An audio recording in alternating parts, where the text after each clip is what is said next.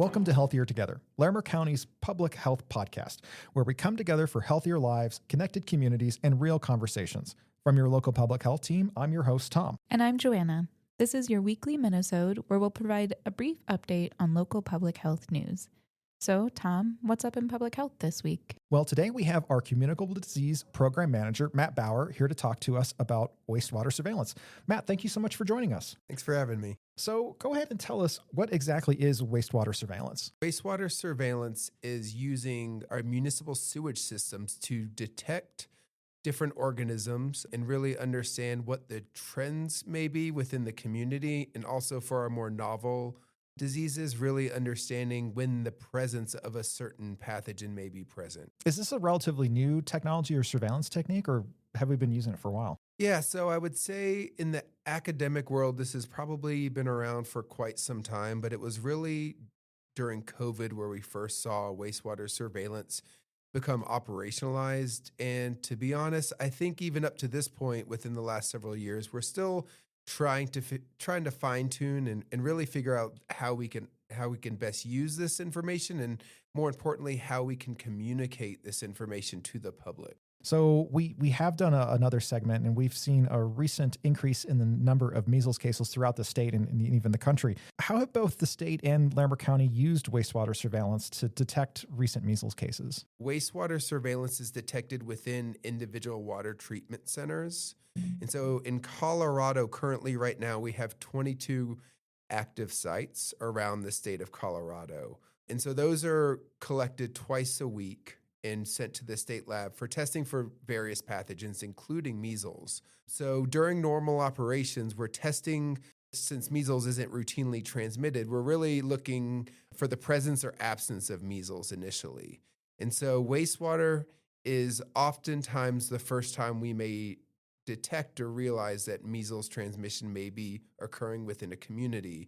And so wastewater surveillance is a great opportunity for communities to really rapidly have that understanding that measles may be a risk in that community. Because unlike other forms of disease surveillance, it often requires a person to go to a provider and then to be tested, and for those results to then come back and be sent to a public health department. With wastewater, we eliminate those active behaviors, and we're really just collecting it passively through the wastewater surveillance system. So the first thing, like I mentioned, is we're doing that background surveillance, and really once we know it's maybe in a community, there is also what we call our emergency sites around. So there's 42 additional sites that are not part of that active routine surveillance. And so we have current cases around Broomfield, Adams County, Boulder County. And so in areas where we know that there's some degree of measles transmission,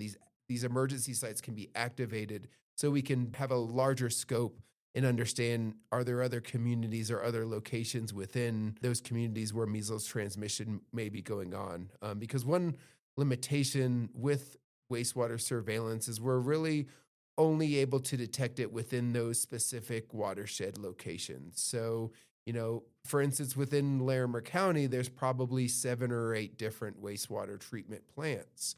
And so if you only have one wastewater plant active where you're collecting samples, that's only really telling you about that specific location that covers that watershed. Gotcha. So it sounds like in terms of like the resolution or the granularity of some of the results you can get, it's kind of limited by the size of that watershed. Correct. And just the scope that you have. And I think another thing, there's a lot of limitations and difficulties with wastewater surveillance. You can't translate that to, for instance, number of cases. So we can't say we're seeing this viral concentration of wastewater in the community, so that means that there are probably this many cases. So especially for novel things like measles, it's more important to know, whether it's there or not. And then that's where we turn to our other surveillance systems to really confirm the presence of it and really expand upon that.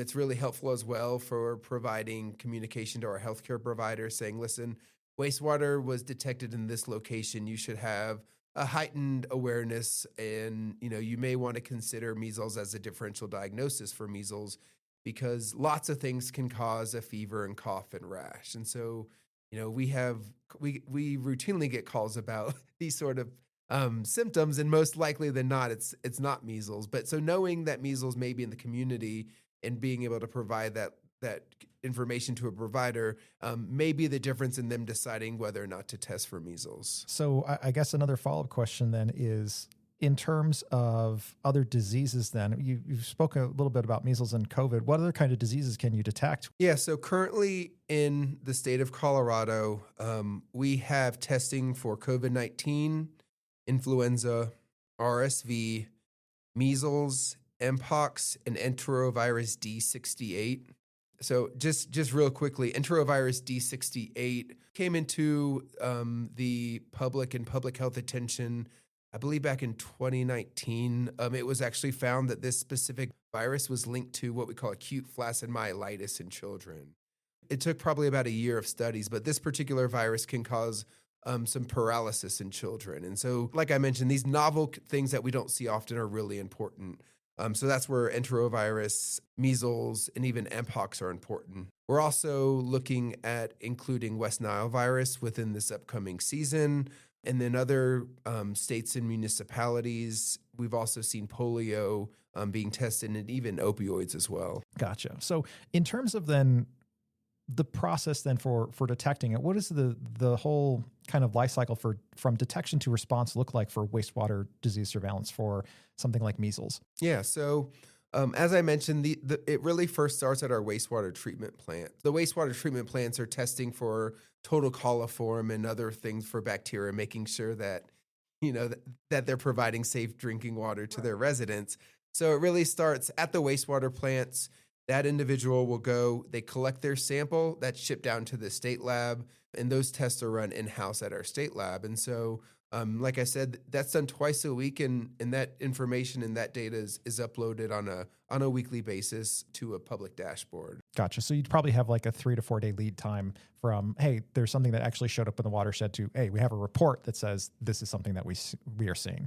Currently, like I mentioned, there's 22 sites. They're covered throughout the state of Colorado, looking at what we call the all hazards regions, making sure that there's an equal representation. And then they also have additional sites at high tourism areas, especially along their western front, especially when you're thinking about these tourist areas where we may get international travelers and there may be other novel diseases. There could be benefits of having surveillance in those locations as well. Gotcha. That's really interesting.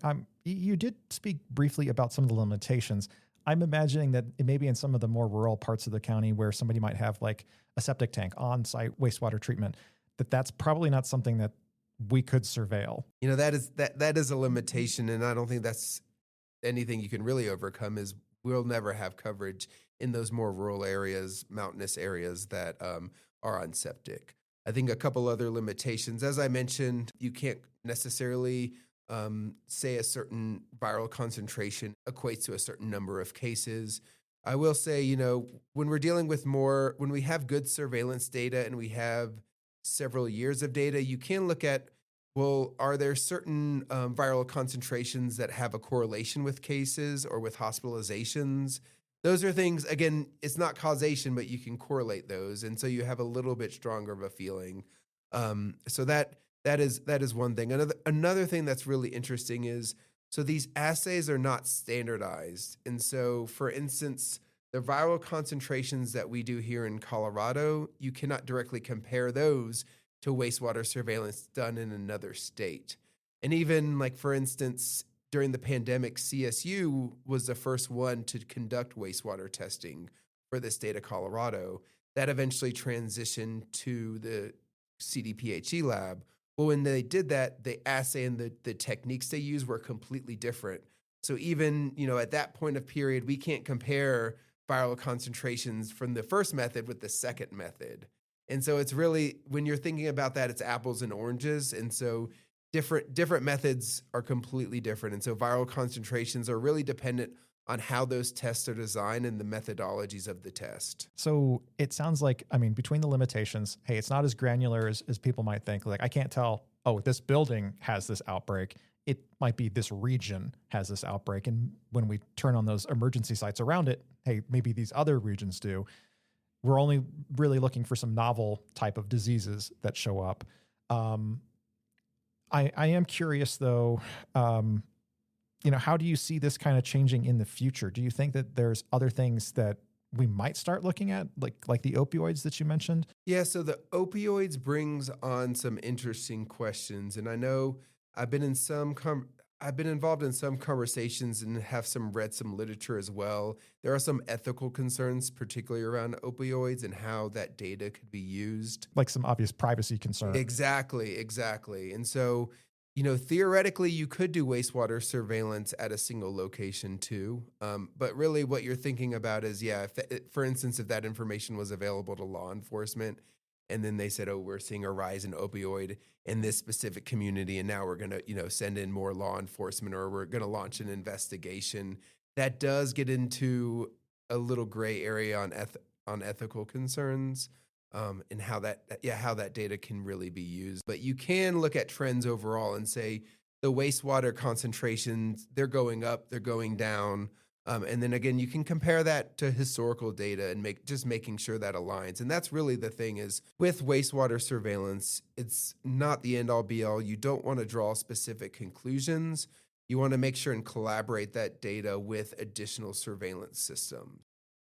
Wastewater surveillance, you compare that with our case surveillance, and really together it tells you that full story. So it sounds like this whole process, it generates a lot of data. What kind of data is available for the public, and where could they see it? Yeah, so all of this data is available for the public. It's on CDPHE's website. They try and keep that data at a really high level. If you go on there, really it's looking at for the novel diseases, it's looking at whether or not it was detected or not. And then for more common pathogens like influenza, COVID, RSV, again, it's really looking at that trend data. Are we seeing increases of viral concentrations? Are we seeing decreases? Are they steady? They're really helpful to know when you're entering a season and when the season is really starting to increase. Obviously, like when you're talking about influenza, when you're in the peak of hospitalizations and you're seeing a lot of severe disease, it's probably not that helpful, but it also might be helpful because wastewater surveillance can tell you early you're starting to see a rapid decline. And so maybe that's something you can communicate to the providers or even individuals that may have high risk conditions, maybe immunocompromised. This is just another more real-time data source that they can use, that's reflective of that community. So if you're in a community where that watershed is present, then you can maybe say, oh, we're seeing decreases in a disease. Given my health history and my background, I feel like now it's a safe time to go out. And for a lot of these seasonal viruses, I think we can make some assumptions and generalizations. For instance, influenza trends we're seeing within the wastewater zone within one area in Larimer County is probably uniformly spread across all of Larimer County. Gotcha. And if people wanted to learn more about wastewater surveillance, where could they go? Yeah, I think, again, CDPHE, they just actually developed a great kind of more about wastewater information that can give you a great little kind of impromptu and kind of introduction into that. CDC has a lot of good information. There have also been some really interesting reports that have come out through some national organization and subject matter experts. If you really want to get into the weeds, a lot of the conversations, again, are how can we use this surveillance system and how can we operationalize and how can we act on it? Because it is a hard thing to communicate to the public. Again, like when you're talking about polio, if you detect the presence of polio, what do you do with that now?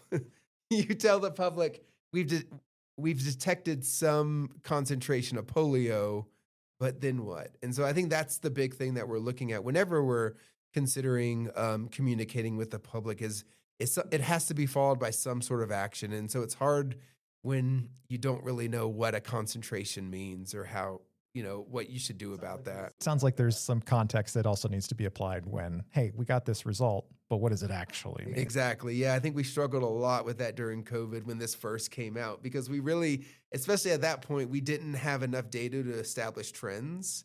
We didn't know how it correlated with cases or with hospitalizations. So we had a bunch of data, but we didn't really know necessarily what it meant or what to do with it. So that's it. Yeah, that's an evolving field. And I think that's probably the most exciting part is really as this develops and as we have more studies and more knowledge about these things. Hopefully, we can do a better job of leveraging this with communications and, like you said, expanding this to other pathogens. The big thing is it's still a new field and we're still learning a lot. And so I think, especially when people are going out and they're looking at wastewater surveillance and they're looking at that data, really be sure to do a little bit of background research and really understand what wastewater can and can't tell you. Matt Bauer, thank you so much for joining us. We really appreciate it. Yeah, thanks for having me. As spring approaches, we'll soon be seeing more baby animals in our community. To make sure we're prepared, today we have Jessica Royer, environmental health specialist, here to talk about zoonoses, or animal-borne diseases. Jessica, thank you so much for joining us. Yes, thank you for having me. To start off, can you just explain what zoonosis is? Basically, diseases that are transmitted from animals to humans, or even potentially humans to animals. What are some of the most common animal-borne diseases in Larimer County? So the ones that we focus on for public health are rabies, hantavirus, plague, tularemia. Our partners in communicable disease do more of the mosquito monitoring, but typically rabies, tularemia, plague, and hantavirus are the ones that we focus on. When people come across wildlife this spring, especially cute baby animals, what should they do or not do? Well, don't touch it, especially with bare hands. That's the number one thing. That puts both you in jeopardy and the animal in jeopardy. It's recommended kind of monitor the area, watch for signs of the parent animal to be around, make sure they're truly abandoned. Most of these guys are not truly abandoned. If you determine that it is abandoned, to go ahead and use a towel, a cloth, gloves, and just place the animal in a box, cover them, tuck them into a nice, quiet, dark place, and then contact one of your local wildlife rehabilitators. Now, if there is contact with your pets with this animal, or if you have direct contact, I would recommend giving our department a call, and we can kind of help evaluate what should next steps be. Like you mentioned, often when we come across a baby animal in the wild, we are concerned if there's no parent around, that maybe it's been abandoned or is sick or hurt or needs help. Is that usually the case when you come across a baby animal? Sometimes it depends on the species. Rabbits, people will find a nest of baby rabbits and are very concerned there's no mama around. Rabbits in particular will just feed in the morning and at night for just about 15 minutes, and otherwise they don't go anywhere near the nest. Raccoons, they typically, mama's around somewhere. Occasionally, especially as they get older, you can get a youngster that kind of gets lost from mom. And wildlife rehabilitators are very, very good about trying to see if they can do reconnect the baby and mom, if that's a potential. So they can walk through what steps are to do that safely and try to get mama back with mom, because that's the ideal. We don't want that human involved. So it sounds like often leaving the babies alone is not only best for us so that we don't get sick or help spread diseases, but it's also best for the baby animal. Yeah. I know for myself, spring often brings some momentum and more motivation around house improvement projects or spring cleaning. Do you have any tips for homeowners to avoid animal-borne diseases as they tackle some of those spring projects? Oh, definitely. A lot of times we'll go out and start cleaning our garage or a shed, and we find out we've had some mice or other rodents that have kind of made a home in there. And trying to tackle those, you want to do that very safely to prevent exposure to potential hantavirus. The CDC has some great information on their website about, rodent control and also safe cleanup of rodent droppings, and we normally refer to that.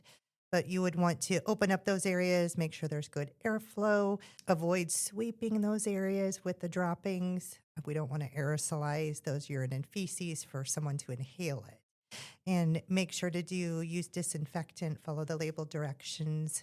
Ideally, dilute bleach solution, but other disinfectants are effective as well. Let it sit on there for the amount of time the label indicates, and then do a wet cleanup of those rodent dropping areas. That's probably the biggest one we run into. And a lot of people start going up in the mountains camping, go up to cabins and all kinds of different places where those rodents have been hanging out. The other thing, too, if we start doing those cleaning, just kind of keeping an eye out. It is baby season, so sometimes we get surprises of a mama raccoon that decided to move in under your shed.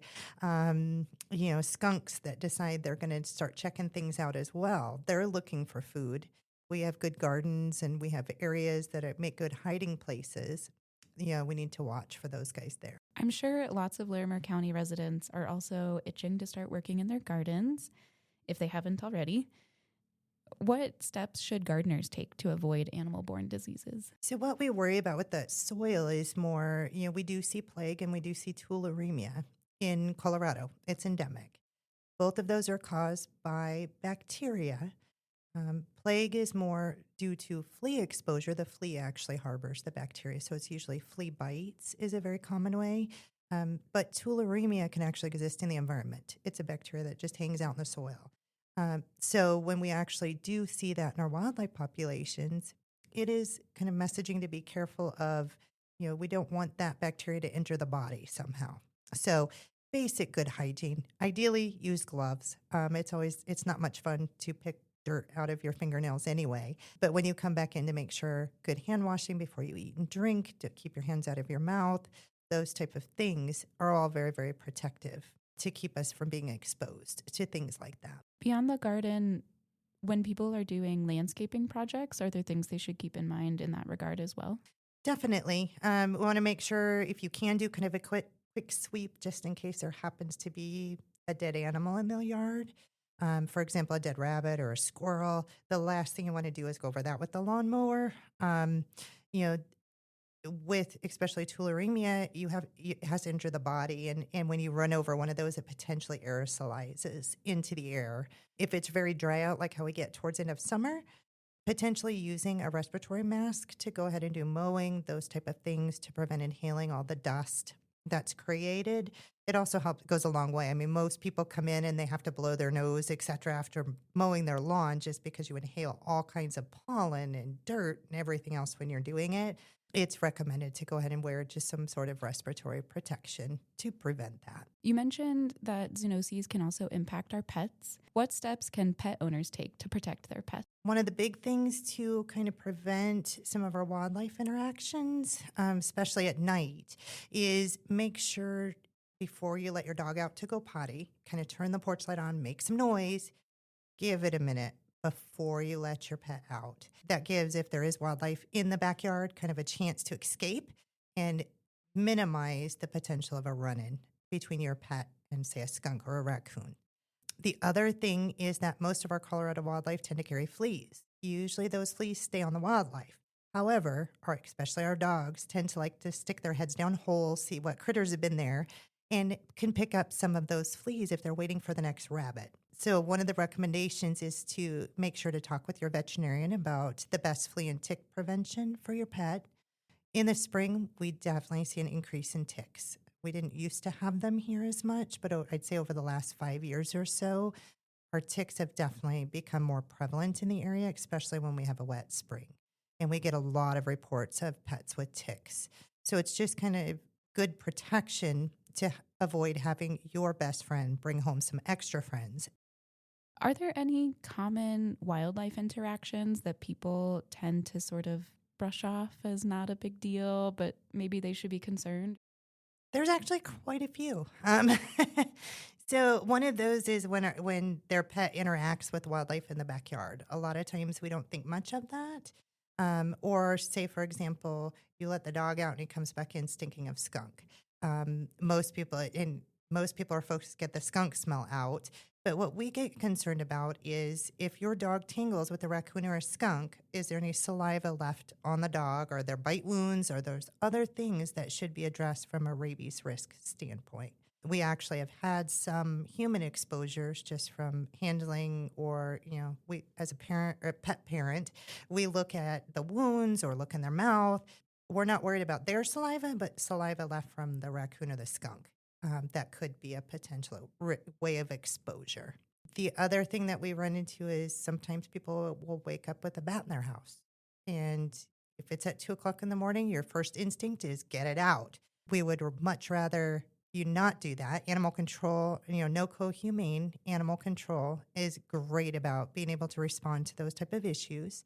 But ideally, if you can contain it somehow, just put a container over it, something to contain it until it can be better evaluated, that's ideal. If we release it and we need it for testing and don't have it, that becomes a much bigger conversation. And for that 2 a.m. bat scenario, the NOCO Humane Animal Control line is 24 hours, right? They do. They have their regular business hours where you can reach their dispatch. And then after hours, they usually do have an officer on call.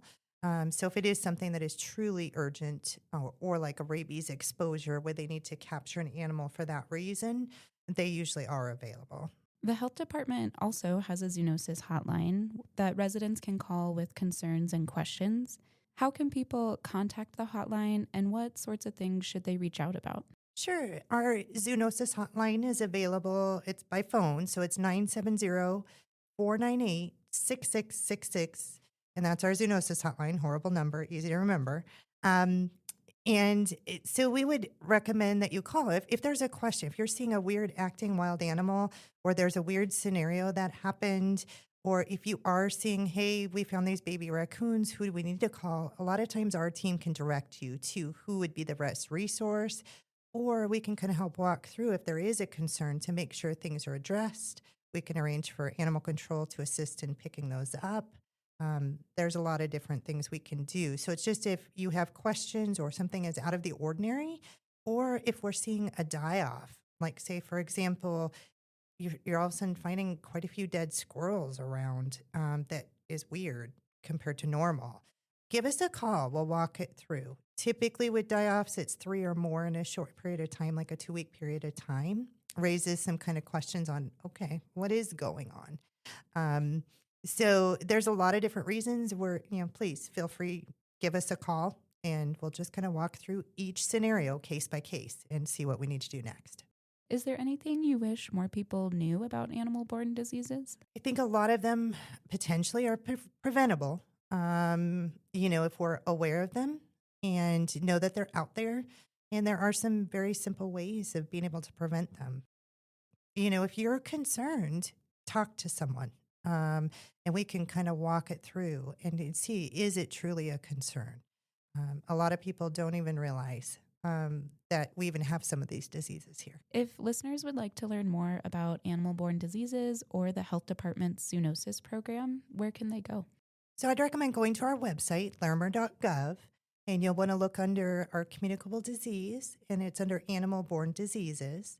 And we have a lot of just information on the diseases I mentioned at the beginning of this, rabies, plague, tularemia, hantavirus. We've got a lot of the information listed there. We also, at the top of that web page, also have the animal bite form for NOCO Humane. So if there is, you got bit by a dog or a cat or any animal, first things first, please follow up with your provider, but also make sure to report those so we can assist in following up on those animal bites.